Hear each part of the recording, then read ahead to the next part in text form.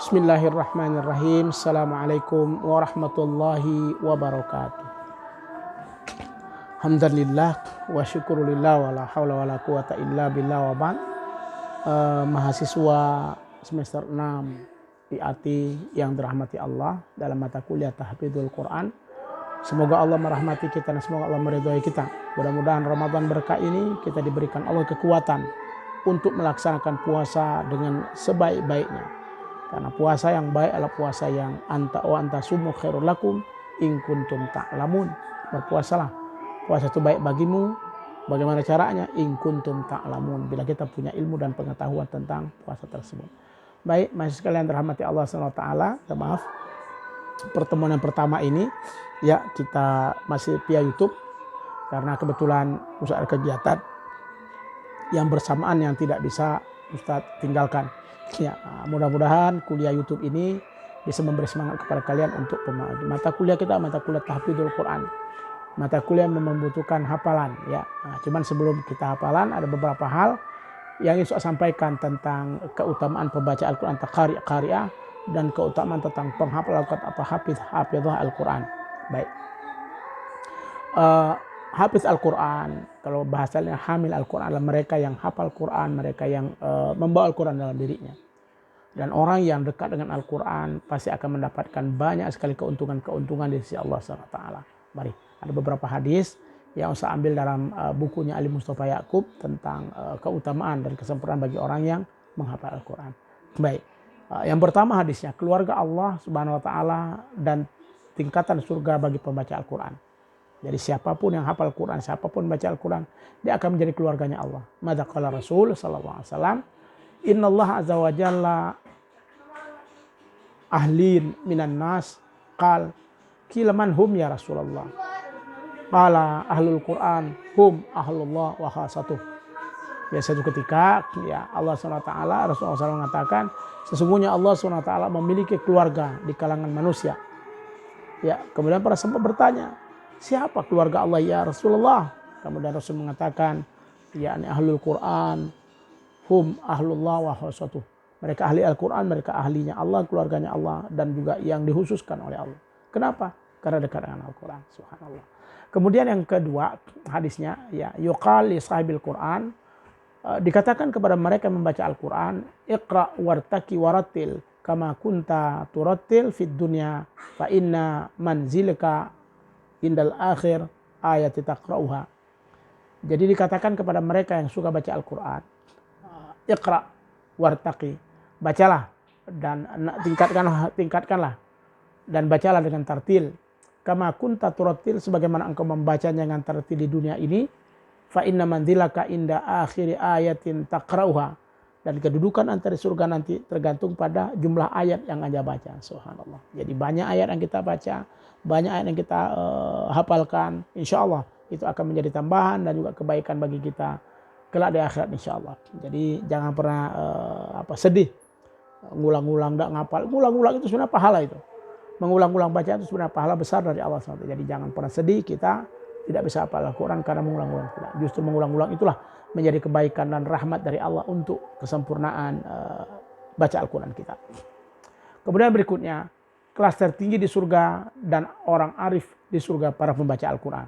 Nah, dalam hadis yang diriwayatkan oleh Al-Baihaqi ya, dalam kitab Sya'ib al-Iman dikatakan ada darajil ajana adadun ayil Quran faman dakhalal jannah min ahlil Quran falaisa fauqahu darajah. Ya, jadi katakan tingkatan-tingkatan surga itu sejumlah bilangan ayat Al-Quran yang dibaca seorang. Jadi banyak dia baca, banyak pula tingkatan surganya nanti, tinggi pula tingkatan surganya. Maka penghuni surga dari kalangan Al-Quran ada tingkatan teratas di mana tidak ada lagi tingkatan surga setelahnya. Subhanallah. Berarti dia akan mendapatkan tempat yang very good, very nice. Kira-kira begitu untuk yang menghafal atau yang membaca Al-Quran. Kemudian dalam hadis yang diriwayatkan oleh Ibnu Jami dalam kitab Mu'jam, Al-Qura urafa'u ahlil jannah. Para pembaca Al-Quran, ya bukan hanya penghafal, para pembaca Al-Quran orang-orang yang arif dari penghuni surga. Subhanallah. Ya. Lalu hadis yang berikutnya, menghormati penghafal Al-Quran berarti mengagungkan Allah dan penghafal Al-Quran pembawa panji-panji Islam. Apa sabda Rasulullah SAW dan hadis riwayat Abu Daud, inna min ijlalillah ikramu zi syaibatil muslim wa hamil Quran ghairal ghali fihi wal jafu anhu wa ikramu zi sultanil muqsid. Termasuk perbuatan mengagungkan Allah adalah menghormati muslim yang sudah tua. Ya, jadi muslim yang asyaibah. Kemudian yang berikutnya hafizil Quran. Mereka yang menghafal Al-Quran. Kalau dalam hadisnya hamil Al-Quran. Kemudian juga ghair ghalin, yang tidak berlebih-lebihan, sombong lah kira-kira begitu, dalam mengamalkan isinya dan tidak membiarkan Al-Quran tidak diamalkan. Atau orang yang cuek. Kadang-kadang ada juga yang menghafal Al-Quran tapi dia tidak mengamalkan. Ada yang menghafal Al-Quran tapi dia tidak berhafal Al-Quran, yang juga bermasalah. Ya, makanya kata Rasul, yakni hamil Quran ghair ghali fihi wal jaf anhu. Tidaklah yang sombong, tidaklah yang berlebihan, dan juga tidak yang kering. Ya, kering dalam makna tidak mengamalkan kota Al-Quran. Wa ikrami dzis sultanil muqsid. Kemudian juga menghormati pemimpin yang adil. Nah, di antaranya itu adalah ketika kita mencintai Allah, ketika kita ingin memberikan keagungan kepada Allah, di antaranya adalah kita mengikram atau memberikan kemuliaan kepada orang yang menghafal Al-Quran. Kemudian juga di hadis Rasul yang lain, dalam hadis riwayat Ad-Dailami, tentang bahwa orang yang hafal Al-Quran merupakan pemegang panji-panji keislaman. Dalam hadis Rasul, hamilul Quran hamilur rayatil Islam, man akrabahu kana akramallah, wa man ahanahu fa alaihi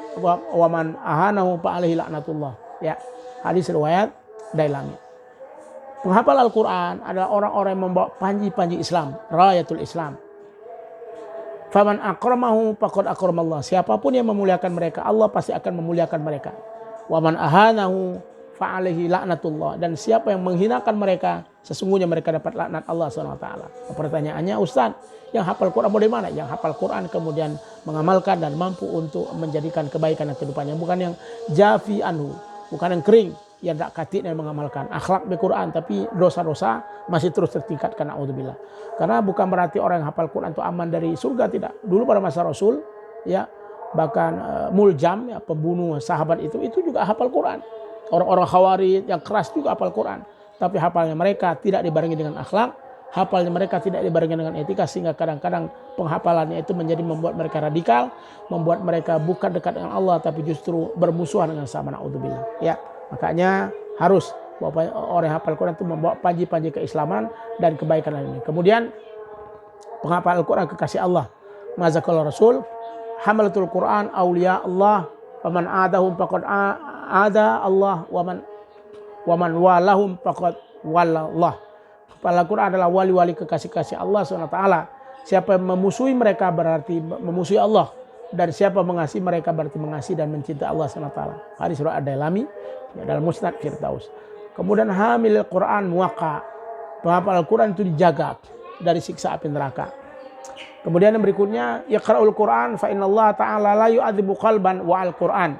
Wa inna hadzal Quran ma'dubatullah faman dakhalahu fi fahuwa amin wa man ahabbal Quran falyubashshir atau kama qala. Hadis riwayat Ad-Darimi. Bacalah Al-Quran, karena Al-Quran itu tidak akan memberikan, Al-Quran itu akan menjadi penjaga dan tidak terazab orang yang dalam hati Al-Quran. Karena ada kisahnya, ya, seorang yang dan itu dalam kitab tafsir, ya, dan itu hadisnya sahih. Jadi seorang yang hafal Quran hanya hafal surah Ar-Rahman, ya, ketika beliau meninggal itu ketika dia meninggal kemudian berhadapan dengan malaikat yang memukulnya marah, itu surah Ar-Rahman. Ya, kata surah Ar-Rahman, kenapa engkau memukulku? Aku adalah ayatnya Allah. Malaikat mengatakan, aku memukul dia. Tapi kata Al-Quran, aku ini berada di badannya. Maka ketika aku berada di badannya, berarti aku amankan dia. Akhirnya malaikat bertanya kepada Allah, kata Allah, selamatkan dia. Makanya orang yang hafal ayat-ayat Al-Quran akan diberikan kemudahan oleh Allah. Ini hadisnya. Ya, la yu'adzib qalban wa'yal Quran. Allah tidak akan mengazab orang yang di dalam hatinya ada hafalan Quran. Ustaz, kami tidak hafal 30 juz, kami hafal cuma juz amma. Sama be. Karena hafal Al-Ikhlas itu juga hafiz Quran. Itu hamil Quran, cuman hafal saja satu surah. Tidak hafal semua. Namun niatkanlah untuk dapat menghafal. Mudah-mudahan mata kuliah kita tahun ini minimal menambah hafalan kalian dari apa yang kita ingin lakukan. Kemudian ya qaum aqra'uhum li kitabillah. Orang yang mengimami salat ya adalah mereka yang paling mantap bacaan Al-Qur'annya. Nah, kemudian juga penghafal Al-Qur'an diprioritaskan sampai mereka wafat. Karena Rasulullah SAW hadapil hadal yajma' bainar rajulain man qatala min qatli Uhud. Jadi Rasulullah SAW ketika ada terjadi perang Uhud, meninggal banyak para sahabat. Yang diutamakan Rasul, man yahfazil Quran. Siapa di antara mereka yang hafal Quran? Siapa di antara mereka yang mengerti Al-Quran? Dulukan mereka untuk dimakamkan. Ya. Kemudian a'badan nas aktsaruhum tilawatil Quran. Manusia yang paling mantap ibadahnya, manusia yang paling mantap sempurna ibadahnya adalah mereka yang paling banyak membaca Al-Quran, insyaallah. Nah, ya Ustaz, cepat saja ya, karena kita tidak banyak yang kita bahas hari ini. Nah, yang terakhir, pembaca Al-Quran tidak akan pikun. Ini tidak akan tua. Karena kenapa? Ingatannya pasti akan kuat, ingatannya pasti akan mantap. Maka kalau Rasul dari Ibnu Asyakir, la yakhrafu qari'ul Quran. Pembaca Al-Quran tidak akan pikun. Subhanallah. Kemudian siapa-siapa Al-Quran maka ia akan diberi kesehatan oleh Allah. Ya, sampai ia meninggal dunia. Man jama'a Al-Quran matta'ahullah bi'aqlihi hatta yamut. Siapapun yang hafal Al-Quran atau membaca Al-Quran maka Allah akan memberikan kemuliaan kepadanya pada akalnya sampailah ajal menyebut dalam kehidupannya. Ya, jadi marilah kita sempurnakan bacaan Al-Quran kita dengan maksimal dengan baik insyaallah. Nah, mahasiswa yang rahmati Allah SWT, mata kuliah kita pada semester ini itu adalah Hifzul Quran. Kalau sebelumnya mata kuliah yang biasa yang ada presentasi, ini tidak presentase. Kita hanya ada hafal Al-Quran. Jadi Ustaz berharap penghafalan inti adalah juz ammah. Kemudian ditambah dengan beberapa surah yang sunnah. Antaranya surah As-Sajdah, surah Yasin, ya, kemudian surah Ar-Rahman, kemudian surah, dan banyak lagi nanti akan Ustaz sampaikan RPS-nya. Intinya juz ammah harus dihafal. Setorannya kapan Ustaz? Silakan ya, bisa dilakukan setoran ketika nanti kita masuk. Ya, mudah-mudahan kalaupun kita bisa masuk Ramadan kita masuk, kalau tidak pun silakan nanti setelah Ramadan. Setoran bukan hanya di waktu kita kuliah, bisa saja mungkin di luar kuliah datang ke tempat Ustaz atau datang ke sekolah Ustaz untuk menyetor hafalan. Nanti kita buat bukti setorannya ketika kalian setor dan Ustaz akan catat. Dan itu menjadi tanggung jawab. Ketika Anda tidak menghafalnya maka bisa jadi nilai akan kurang. Maka itu Ustaz minta kerjasamanya untuk menghafal apa-apa yang seharusnya dihafal, khususnya juz amma dan sunnahnya adalah beberapa surah yang kita tetapkan insyaallah. Syukran, terima kasih. Barangkali nanti kehadiran silakan di list di grup ya, dengan bukti komen lah minimal di YouTube Ustaz nih, komen Ustaz ana hadir dan seterusnya ya insyaallah.